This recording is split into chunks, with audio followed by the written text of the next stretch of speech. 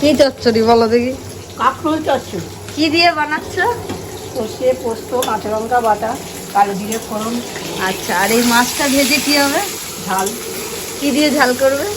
পেঁয়াজ, আদা রসুন বাটা, পেঁয়াজ, লঙ্কা গুঁড়ো, হলুদ গুঁড়ো, আচ্ছা, সামান্য মিষ্টি। যে মিষ্টি খাবে মিষ্টি দেবে। হয়ে গেল আমাদের মাছের ঝাল, গেল কাঁকরোলের চচ্চড়ি। এটা হচ্ছে দেখো মাগুর মাছ, মিষ্টিতে বেটে নিয়েছিলাম হচ্ছে রসুন, টমেটো, পোস্ত আর তোমার কালো সরষে। দেখো এই যে মাছ ভেজে রেখে দিয়েছিলাম, এই যে এটা ঝালের মধ্যে এবার